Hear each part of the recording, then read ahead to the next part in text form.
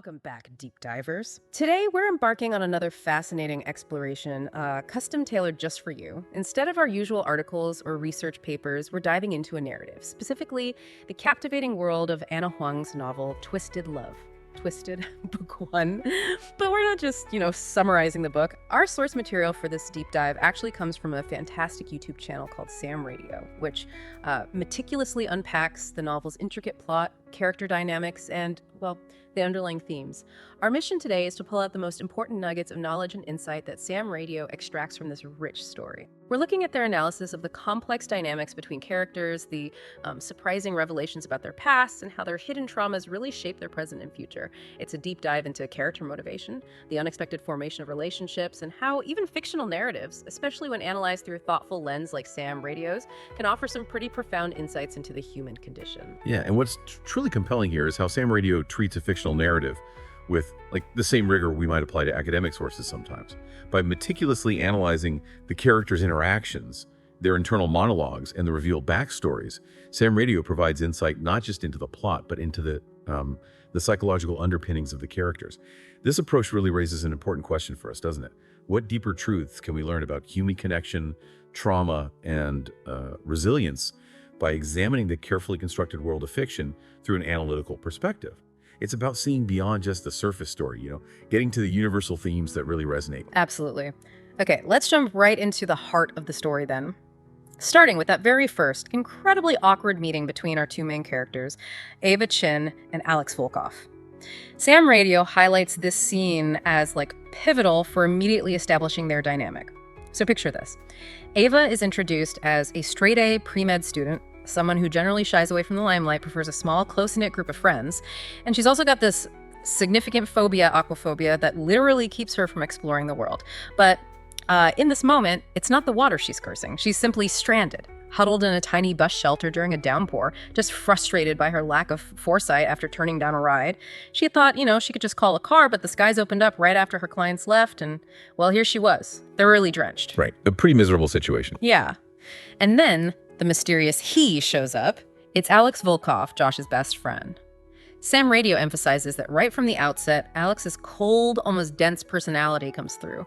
Ava internally immediately notices he's the polar opposite of her Mr. Popular brother Josh, but he's there because Josh sent him.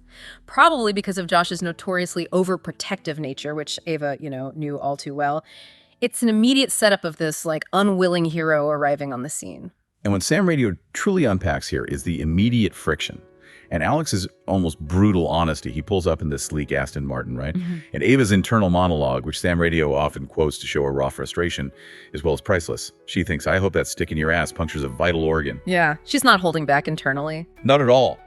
And Alex, completely unfazed, instead of offering any comfort, just points out that her white t-shirt, drenched from the rain, has become completely transparent. Sam Radio highlights how this moment, rather than just being crude, really serves to establish Alex's character. Mm-hmm. He's direct, unconcerned with social niceties, and possesses this almost clinical observational skill, even if it leads to utter mortification for Ava. His bluntness continues when he tells her, "You're not my type, even if you weren't Josh's sister." Which Sam Radio argues is this sharp, almost defensive dismissal that further fuels her initial animosity and frustration. He even takes her cake inside for her, refuses to let her leave the car, then just drives off without a blink, leaving her fuming. It's a classic meet cute if your idea of cute involves utter humiliation and thinly veiled animosity. Sam Radio points out that Ava even tries to make light of his perpetual seriousness later, jokingly calling his demeanor stick up the ascites. Probably trying to break the ice, maybe? Yeah, and she's genuinely shocked when Alex responds with a bland, now the condition is chronic. She wonders if she might have imagined a slight twitch at the corner of his mouth. This subtle detail, according to Sam Radio, kind of hints at the underlying protective streak that's about to define their relationship, despite his seemingly indifferent demeanor. He arrived because Josh, Ava's brother, specifically asked him to. He even says something like, "I was in the area and you're Josh's little sister. If you died, he'd be a boy to hang out with." Which is such an Alex way of saying he cares, isn't it? Totally. Sam Radio explains this line as Alex's deeply unconventional, almost darkly humorous version of heartfelt concern. It really highlights his emotional inarticulacy even as he expresses a form of care. So this initial encounter, it isn't just awkward. Sam Radio emphasizes how this initial animosity is crucial, setting up that classic enemies to lovers dynamic where Alex's coldness kind of inadvertently draws Ava in, contrasting starkly with her brother's overprotection. Yeah, it sets the stage perfectly for what comes next. Okay, so this initial awkward encounter, it quickly escalates because of a major life change for Josh, Ava's brother. Sam Radio describes Josh as incredibly overprotective, almost a brother and bodyguard rolled into one. He's leaving for a year abroad for medical volunteer work in Central America, and the novel dedicates a scene to him packing up his house, getting ready to go. Ava even brings him that crumble and bake signature pink and mint green cake box for a, sentimental send-off. A sweet gesture. Yeah. But Josh is worried. Yeah, Josh is deeply concerned about Ava, especially because her ex-boyfriend, Liam, has been persistently harassing her. Sam Radio notes Josh's internal conviction that he always knew he was a little shit, but Ava, in her own words, wouldn't listen. So Josh makes what Sam Radio calls a big ask of Alex. Right, the big ask. If you could keep an eye on her just to make sure she doesn't get killed or kidnapped or anything, I'd owe you big. Alex, predictably, initially resists, says he's not much of a babysitter. Typical Alex. But Josh insists, saying Alex is the only person he truly trusts outside of my family. And what Sam Radio finds incredibly telling here is Alex's internal reaction. He thinks, I was going to regret this. A familiar creeping sense of doom slithered around my neck. Sam Radio points out how his mind even flashes to Ava in that wet, transparent shirt and the sweet, hardened peaks of her nipples. He has to literally yank himself out of that startling fantasy fast. Wow, so even then. Even then. This detail, which Sam Radio often emphasizes, reveals this immediate, undeniable, and deeply unwanted physical attraction to Ava. It just fuels his reluctance to take on this role even more. Despite his clear aversion to emotional entanglement and his usual preference for, jaded, sophisticated women he doesn't have to worry about feelings with, he agrees. He tells Josh, I'll take care of her, don't worry, I'd fucking look after her. And this raises that important question Sam Radio often poses. What deeper forces are at play here? What compels someone so clearly private and cold to take on such a profound and emotionally inconvenient responsibility, especially for someone he initially called not my type? Well, Sam Radio argues that the answer seems to lie in Alex's deep, almost unshakable loyalty to Josh. That and a rigid personal code. I didn't make a lot of promises, but when I did, I kept them.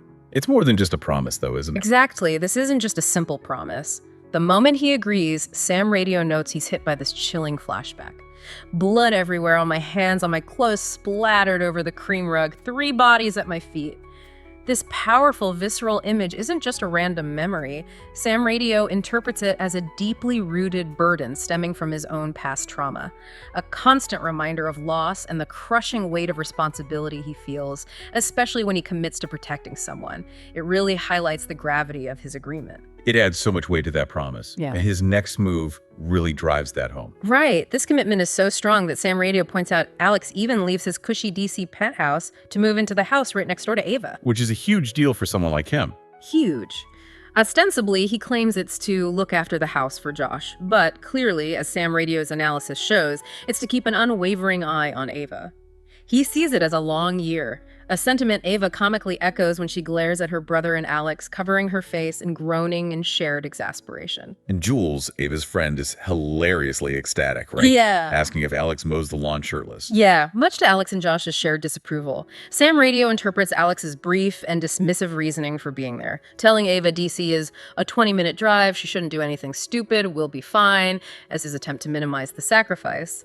But the fact that a man of his status would just uproot his life like that, it speaks volumes about the depth of his promise to Josh and the intensity of his newfound, albeit unwelcome, sense of obligation towards Ava. Absolutely. It sets up this very intense proximity. Okay, so with Alex now her next-door neighbor, Ava, according to Sam Radio's analysis, tries to smooth things over a bit. She decides to make him her signature red velvet cookies. Sam Radio paints this picture of her approaching his house, sweating, nervous, telling herself he's human, albeit intimidating, and that he can't bite her head off since he's supposed to look after her now. A peace offering, maybe? Sort of. And this seemingly small gesture, Sam Radio argues, leads to one of the most pivotal moments in their early connection. It starts unraveling these deeply hidden truths. Ava, curious about Alex's perpetually reserved demeanor, remember she playfully called it schizoitis, now genuinely wants to know more.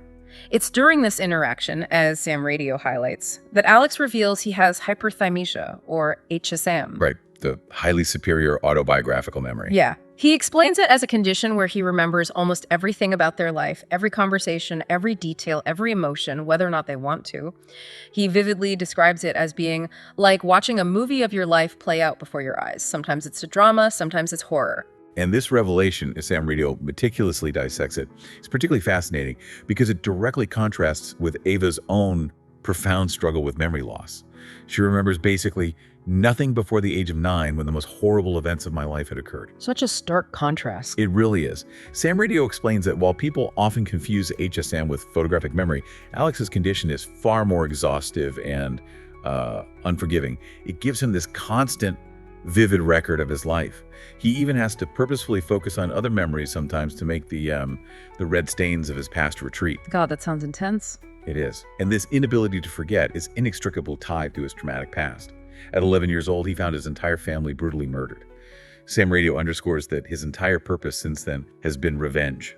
He bluntly tells therapists who suggest he heal, "I didn't want to heal. I wanted to burn. I wanted to bleed. I wanted to feel every scorching lick of pain, and soon the person responsible for that pain would feel it too, 1,000-fold." He's been replaying that day every single day for 14 years. Wow, so that explains so much. His coldness, his control. Exactly.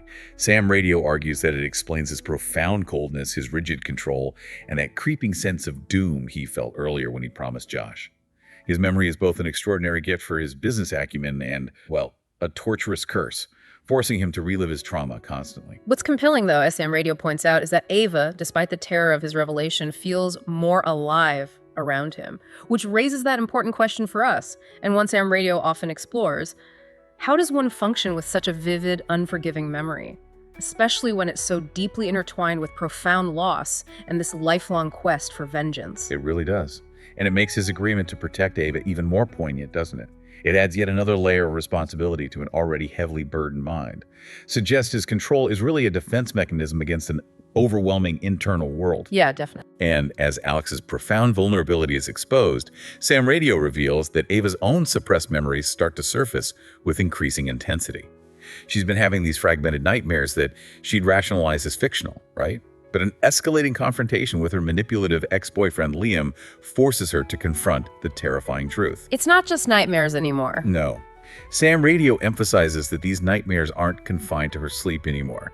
They're starting to consume her waking hours, making her feel like she's losing it. Okay, so Sam Radio then details that critical moment at the gala.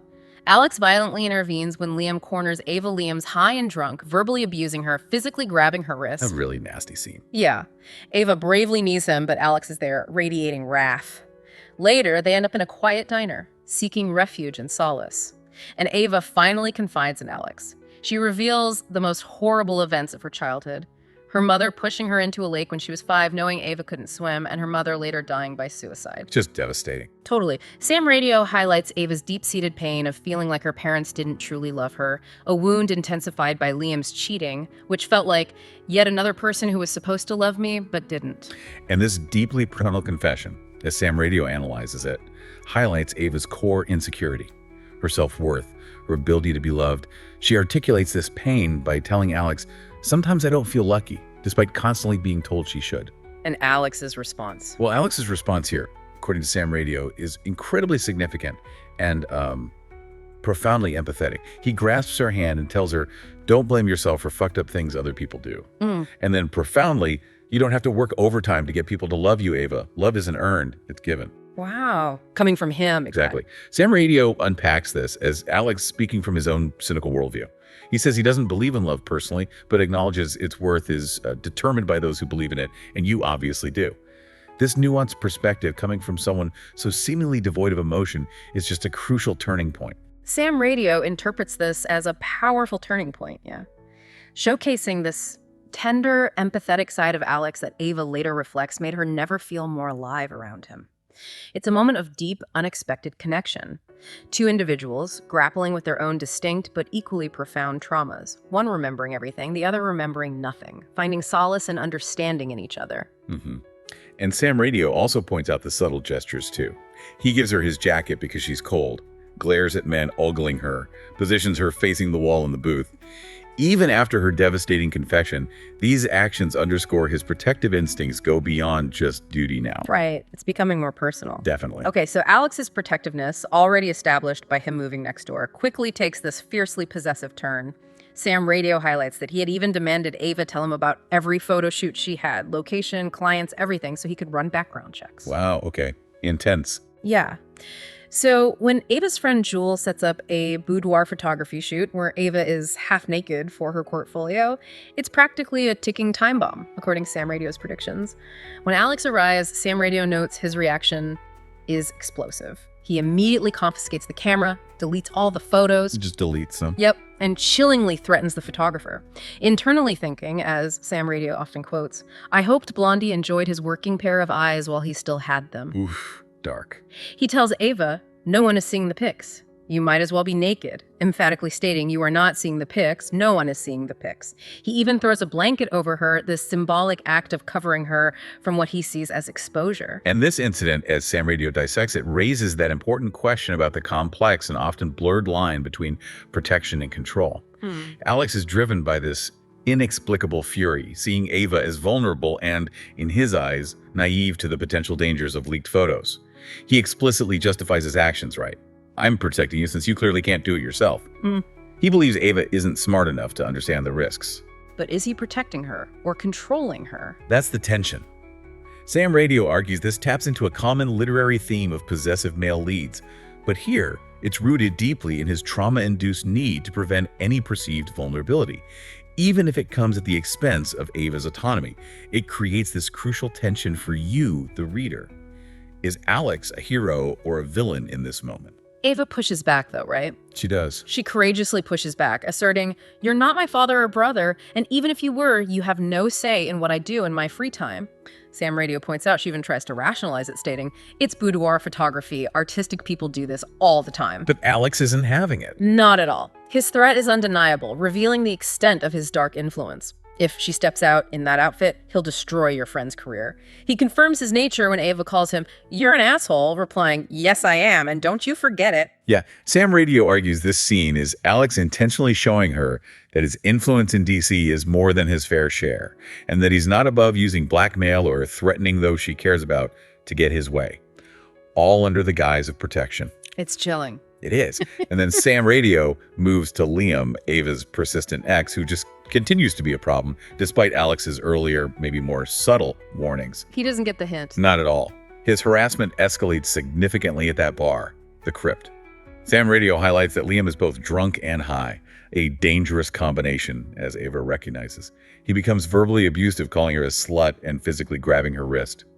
This sets the stage for Alex's most brutal intervention yet. Ava fights back, though. She does. Ava bravely knees Liam in the groin, but before she can flee back to the perceived safety of the bar, Alex intervenes. And the narration, as highlighted by Sam Radio, describes Alex's face like thunder, just radiating wrath. He brutally beats Liam. Brutally. His strength is unnerving. His voice soft, deadly, as he tells Ava in this chillingly dark, sarcastic tone, "If you'd attended craft macaron lessons like I'd asked, he wouldn't have been able to corner you like that." Wow. That's dark humor mixed with menace. Totally. And this is where Alex's protective instinct, as Sam Radio thoroughly analyzes it, just crosses into outright brutality. It's fueled by his own deep-seated trauma and that visceral memory of blood everywhere. Sam Radio points out he remembers the feeling of the noose around my neck tightening when he couldn't reach Ava, triggering his deepest fears of losing someone he cares for. So it's his trauma response kicking in. Massively. And while Ava, surprisingly, feels oddly safe around Alex's leashed violence, the scale of his actions is extreme and frankly terrifying. Sam Radio emphasizes his chilling vow to destroy him, everything he has ever touched, everyone he has ever loved, I will ruin them until they're a pile of ashes at your feet. This commitment to total destruction underscores the depth of his rage and the lengths he will go to protect Ava. This sequence, according to Sam Radio, really underscores that dangerous duality of Alex's character. He's capable of profound empathy, like we saw in the diner, but also this terrifying, unbridled violence, all in the name of protecting Ava.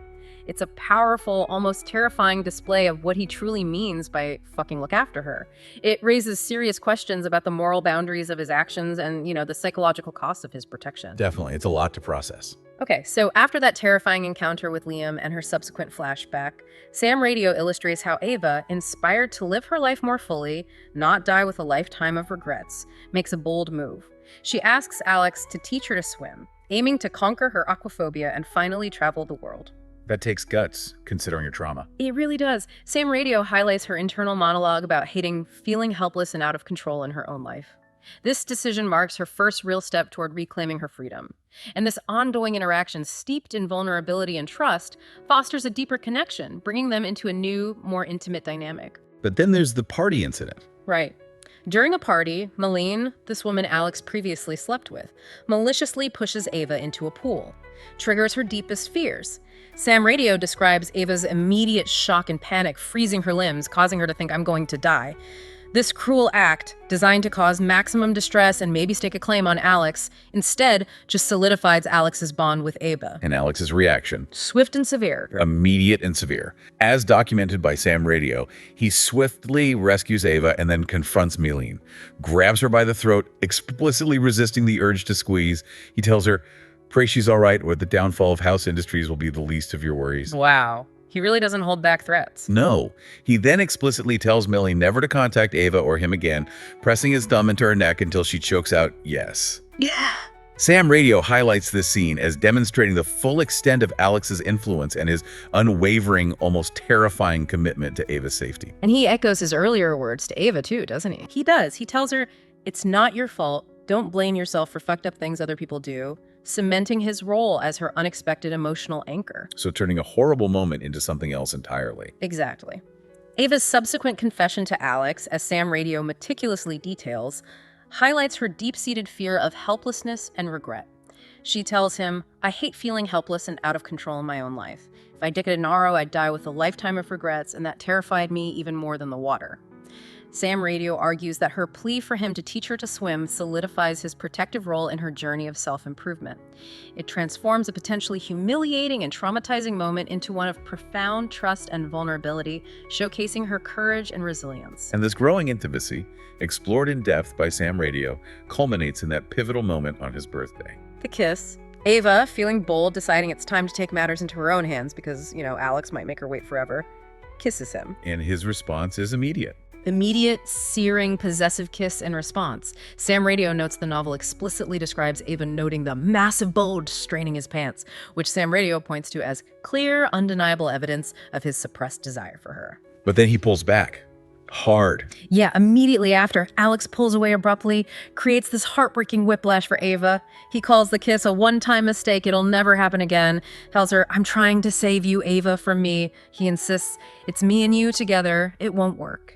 Leaving Ava just mortified. Sam Radio quotes her feeling like she wants to die of mortification. Exact. And this is such a crucial moment for analyzing Alex's internal conflict. Sam Radio dedicates significant discussion to it. His undeniable physical response clearly shows desire, but his words are this powerful, almost self-sacrificing rejection. So why does he do it? Well, Sam Radio posits that he is genuinely trying to protect her from himself, truly believing his inherent darkness, his trauma, his all-consuming revenge, his no-feelings approach to relationships, his preference for unfeeling sex will inevitably harm her. He openly states he believes he's not an easy person to love. Sam Radio delves into how this belief is a direct consequence of his HSAM and the sheer weight of his past. So while Ava is mortified, Alex struggles too. Immensely. Sam Radio highlights that Alex later struggles, replaying the kiss in his memory, his body burning with self-loathing. He even admits internally that he hadn't fucked anyone except my right hand in months, which Sam Radio points to as highlighting the intensity of his suppressed desire and his deeply ingrained belief that he shouldn't give in to his feelings for Ava. But he can't stay away, can he? Not really. Sam Radio also notes his contradictory actions. He buys her a brand new, expensive phone. He shows up at her work just because she hadn't texted him in days, feigning a need to check on her, which Ava immediately and correctly calls out as him missing her. The push and pull is intense. Extremely. And despite the previous setback and Alex's attempt to push her away, Sam Radio argues their connection only lingers and deepens. At a grand ball, Alex sees Ava dancing with Colton, this known womanizer. Sam Radio describes this as sparking a furious jealousy in Alex, leading him to make a public and undeniable claim on her. Even though he was supposed to be working. Yeah, his rage is evident, even though he'd been focused on gathering intel for his business. Shows how quickly his focus shifts when Ava is involved. So he cuts in. Forcefully cuts in, explicitly claiming Ava. And Sam Radio highlights this truly astonishing moment here, where Alex reveals this incredible depth of knowledge about her personal preferences, telling her, my favorite color, yellow, my favorite ice cream flavor, mint chocolate chip. Secretly, winter fascinates you. He even drops his voice to a hoarse, sinful version as he describes her deeper fascinations, like how winter speaks to the darkest part of your soul. How does he know all that? His HSAM? Partly. But it's more than just memory. This moment, as Sam Radio emphasizes, is pivotal. Alex's intense claim and his extraordinarily detailed knowledge of Ava go far beyond simple attraction. Sam Radio argues it shows profound, almost obsessive observation, fueled by his memory, yes, but also this growing emotional investment that he can no longer deny.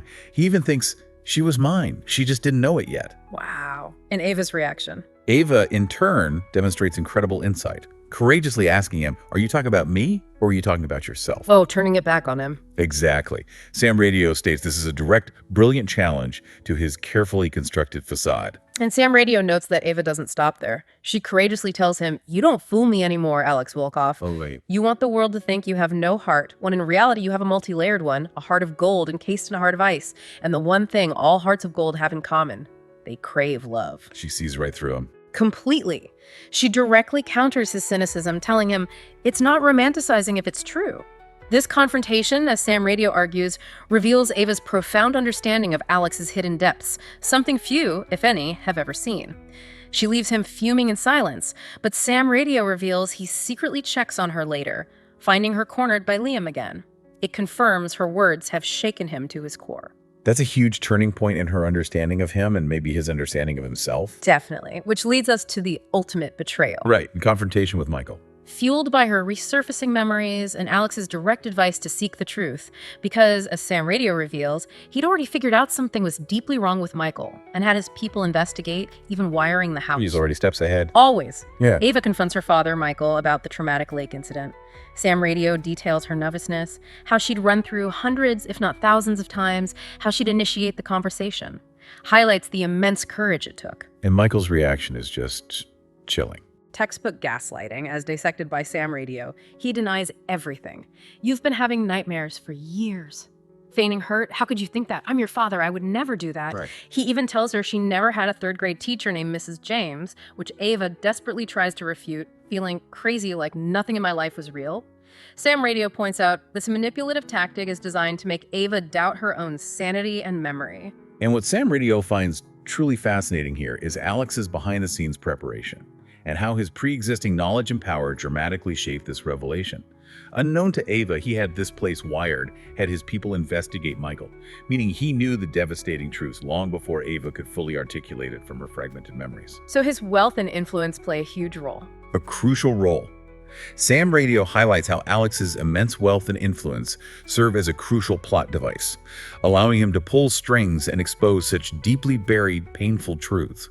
It accelerates the plot and acts as a definitive protector beyond just physical force. It also subtly reinforces the idea that Alex is always in control, always several steps ahead. So Alex intervenes? Dramatically. His face like thunder, as Sam Radio describes, he methodically exposes Michael's lies, reveals Ava did have a third-grade teacher named Mrs. James, who reported suspicious bruising on Ava's wrists, which Michael had dismissed as a playground injury. Alex, with chilling certainty, tells Michael, "You're a good actor, but drop the mask, we're on to you." And Michael finally cracks. Completely. His mask slips, transforming into what Sam Radio calls a hideous mask, his eyes gleaming with delighted malice as he mimics Ava's past distress, sneering, "You really thought you were crazy. Classic." He even slow claps. Oh my. A truly malevolent gesture that solidifies his villainy. Sam Radio highlights the devastating revelation. Michael is not Ava's biological father, and he had attempted to murder her twice, first by pushing her into the lake when she was 5, knowing she couldn't swim, and later by trying to suffocate her with a pillow. The ultimate betrayal. From someone she believed was her parent, the man she had known as her father her entire life, fundamentally shattering her identity and past. The truth shatters Ava's perception of her past and her family. Michael gets arrested thanks to Alex's extensive connections. His friend's father is high up in the FBI, demonstrating the long reach of Alex's influence. And Josh reacts violently. Yeah, Josh almost beats Michael within an inch of his life until Alex pulls him back, preventing Josh from getting charged with assault. Another subtle act of protection from Alex, not just for Ava, but for her brother, too. Even in that chaos, he's managing things. Always. Sam Radio emphasizes that Ava grapples deeply with being practically an orphan, her mother dead, her father not her real father, and now in jail, and the profound impact of this identity crisis. Amidst this chaos, Josh confronts her about Alex, demanding, "You and Alex, what the fuck?" trying to understand the nature of their rapidly evolving unconventional relationship. And this moment, as Sam Radio meticulously analyzes it, is a profound testament to Ava's immense growth and newfound self-assurance. She passionately defends Alex, even against her fiercely protective brother, demonstrating her unwavering loyalty and understanding of Alex's true character. What does she say? She describes Alex as smart and funny and wonderful, emphasizing he makes me laugh and believe in myself more than anyone else ever has. Yeah. She states he may not show it to the world, but he does have a heart, a beautiful one.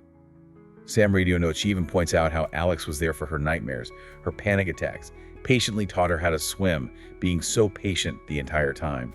She argues against Josh's skepticism about Alex never being in a relationship, saying there's a first time for everything. And then, the big question. Yeah. Sam Radio underscores, she says it without hesitation. When Josh asks, "Do you love him?" her unequivocal response is, "Yes, I do." Wow. Amidst all that chaos. Exactly. This powerful declaration of love, amidst all the chaos and shattering revelations about her past, is a testament to her deep feelings and her ability to see past Alex's cold, dangerous exterior to the man she has come to understand and deeply connect with. It's a moment of clarity and conviction amidst profound upheaval, signaling a significant shift in their dynamic. So Ava's unequivocal confession of love hangs in the air, a momentous declaration. Alex's reaction, as Sam Radio details, is not the immediate reciprocal "I love you too" that you might expect in a typical romance. No, not at all. His expression is fierce and strangely haunted, his breath ragged. Ava later recounts a wisp of unease niggled at my stomach. A little hurt by his non-response, Ava reiterates, "Yes, I do. I know what I feel," bravely standing her ground. So what does he say? Well, Sam Radio dedicates significant analysis to Alex's powerful yet incomplete response. He tells her, "You are the light to my dark sunshine. Without you, I'm lost." Acknowledging her impact, but not. Exactly. Sam Radio interprets this as a profound acknowledgement of his dependence on her and the transformative impact she's had on his shadowed life. He admits he's not an easy person to love. But Sam Radio highlights Ava's immediate, resolute counter. "Good thing I never cared much about taking the easy road." She tells him he's patient and supportive and brilliant, and that he inspired me to chase my dreams and drive away my nightmares, making her feel safer than anyone else on the planet. She really doubles down on her feelings. She does. This exchange, as Sam Radio points out, reveals the unique foundation of their love, built on shared trauma and unexpected solace. But, as Sam Radio emphasizes, a crucial element is still missing. He doesn't say, "I love you too." This reservation speaks volumes about the lingering, deep-seated effects of his traumatic past. Even as their kiss becomes even deeper, more urgent, those unspoken words echo in the silence. And Sam Radio reveals his internal monologue there, where he admits, "I hated how much I wanted her, and I hated that she wasn't smart enough to run away from me while she still had a chance. Though, let's be honest, it was already too late. She was mine. She just didn't know it yet." Still seeing himself as dangerous for her. Completely. This internal struggle highlights the intensity of his desire, battling against his conviction that he is inherently tainted by the blood on my hands. It's a belief that prevents him from fully embracing love and vulnerability. So this brings us to a significant question that Sam Radio consistently explores, and one for you, the listener, to ponder. Can a man whose identity is so inextricably intertwined with profound past trauma and an all-consuming purpose of revenge truly embrace a future defined by reciprocal love? Yeah, can he allow himself to be vulnerable enough to fully reciprocate? Or will his own darkness, his deep-seated need for control, and his belief that he is inherently tainted by the blood on my hands always hold him back? Even from the person he admits he cannot live without, the one he calls his sunshine. It's a profound cliffhanger in their emotional journey, isn't it? Suggests that even a love as strong and understanding as Ava's might struggle against the formidable psychological scars Alex carries. Okay, so what's the ultimate takeaway from this deep dive for you?